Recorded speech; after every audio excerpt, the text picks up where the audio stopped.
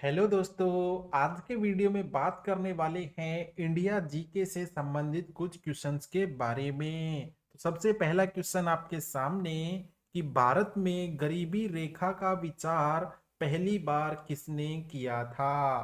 तो वो व्यक्ति थे दोस्तों दादा भाई नौरोजी। ऑप्शन नंबर वन बिल्कुल राइट है। आप सभी जानते हैं 1901 में इन्होंने एक बुक पब्लिश करी थी जिसका नाम था poverty and un British rule in India, जिसमें इन्होंने सबसे पहले गरीबी रेखा का अनुमान लगाया था। तो ऑप्शन नंबर वन बिल्कुल राइट है। दोस्तों आज के वीडियो में ये उम्मीद मत करना कि मैं आपको ये बताऊंगा कि भारत में कितने राज्य हैं, कितने यूनियन टेरिटरी है। वो बिल्कुल टाइम वेस्ट की बात है। कुछ अच्छे क्वेश्चन करेंगे जो प्रीवियस ईयर में पूछे गए हैं। नेक्स्ट क्वेश्चन कि भारत का सबसे बड़ा कृषि आधारित उद्योग कौन सा है। तो एग्रीकल्चर बेस के आधार पर सबसे बड़ा उद्योग कौन सा है। तो वो है दोस्तों सूती वस्त्र उद्योग। ऑप्शन नंबर तीन बिल्कुल राइट है। बात करें दूसरे नंबर की उद्योग की जो कि कृषि पे आधारित है, तो वो है चीनी उद्योग।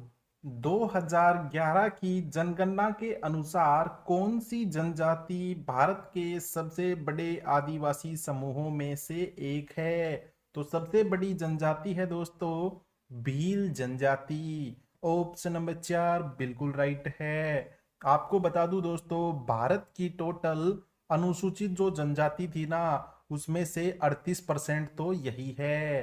तो आप सोच सकते हैं कितनी बड़ी जनजाति है और कहाँ कहाँ निवास करते हैं इसके लोग। तो छत्तीसगढ़ साइड, गुजरात और बात करें महाराष्ट्र की तरफ भी आपको मिल जाएंगे। तो ऑप्शन नंबर चार बिल्कुल राइट है। भारत में प्रधानमंत्री होता है, क्या होता है। अब आपको चार ऑप्शन पढ़ने हैं और जो आपको अच्छा लगे वो आपको बताना है। तो भाई साहब भारत में प्रधानमंत्री वास्तविक कार्यपालक होते हैं। ऑप्शन नंबर दो बिल्कुल राइट है। अब आपको जो ऑप्शन वन में दिख रहा है सशस्त्र बलों का सर्वोच्च कमांडर, वो कौन होता है, राष्ट्रपति। अब आपको एक छोटा सा कमेंट करना है कि भारत के जो राष्ट्रपति हैं और भारत के प्रधानमंत्री हैं कौन हैं और कौन से नंबर के हैं। एक छोटा सा कमेंट करके आपको बताना है। निम्नलिखित में से कौन सा भारत का सबसे पुराना किला है जिसका उल्लेख सबसे पहले सिकंदर महान के युद्धकालीन अभिलेखों में पाया गया है। तो सबसे पुराना किला कौन सा है भारत का, तो जिसका नाम है कांगड़ा किला। ऑप्शन नंबर चार बिल्कुल राइट है। निम्नलिखित में से स्वतंत्र भारत के पहले कानून और न्याय मंत्री कौन थे। तो आफ्टर इंडिपेंडेंस आपको बताना है पहले कानून मंत्री कौन थे। तो वो थे भीमराव अंबेडकर जी। ऑप्शन नंबर तीन बिल्कुल राइट है। भारत के विभाजन के परिणाम स्वरूप निम्नलिखित में से कौन से दो देश बने थे। तो एक तो भाई साहब भारत रह गया, दूसरा हिस्सा बन गया पाकिस्तान का। तो ऑप्शन नंबर तीन बिल्कुल राइट है।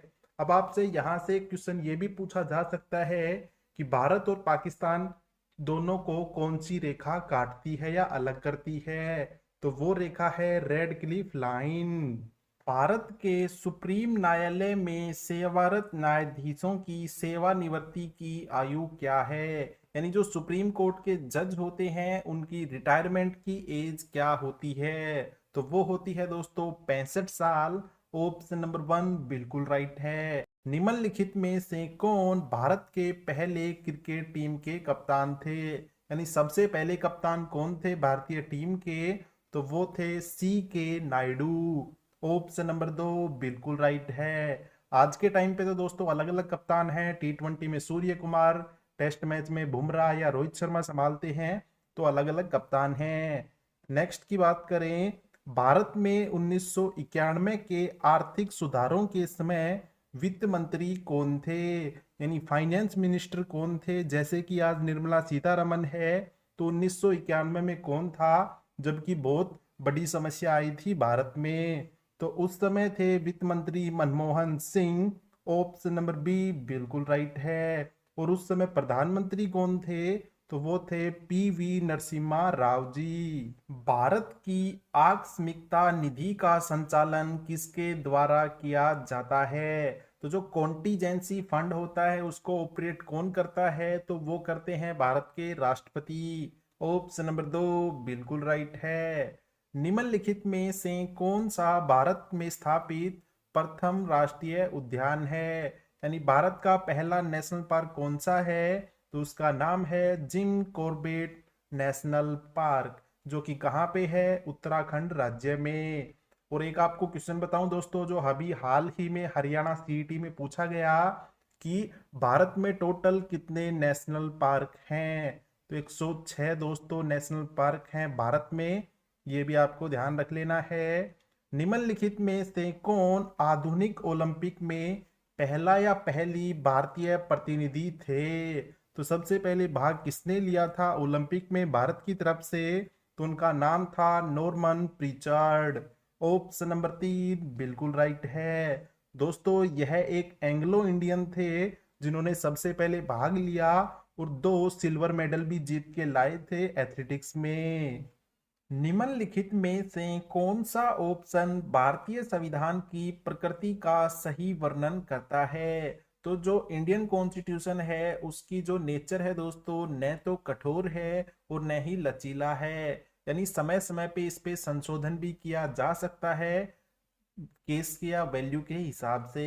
ऑप्शन नंबर 2 बिल्कुल राइट है। भारत के किस हिस्से में ठंडी पर्वतीय जलवायु पाई जाती है? तो भाई साहब ठंड तो मिलेगी हिमालय वाली तरफ यानी उत्तर की तरफ। तो ऑप्शन नंबर 4 बिल्कुल राइट है। भारत की जलवायु को निम्नलिखित में से क्या कहा जाता है? तो जो भारत की जलवायु है दोस्तों उसको मानसूनी कहा जाता है, यानी मानसून टाइप। ऑप्शन नंबर 2 बिल्कुल राइट है। निम्नलिखित में से क्या भारत और श्रीलंका को विभक्त करता है यानी अलग अलग या सेपरेट करता है? तो वो है पाक स्ट्रेट, यानी पाक जल डमरू मध्य। ऑप्शन नंबर 3 बिल्कुल राइट है। अब कई बार ये भी पूछ लेता है ये कहाँ पे मौजूद है? तो भाई भारत में तो ये तमिलनाडु राज्य में है, और श्रीलंका की बात करें तो एक जाफना डिस्ट्रिक्ट है श्रीलंका में, वहां पे ये मौजूद है। निम्नलिखित में से भारत के किस कार्गो बंदरगाह यानी कंटेनर के मामले में सबसे बड़े बंदरगाह कौन सा है? तो वो बंदरगाह है दोस्तों जवाहरलाल नेहरू बंदरगाह। ऑप्शन नंबर 3 बिल्कुल राइट है। और ये कहाँ पे मौजूद है? नवी मुंबई में।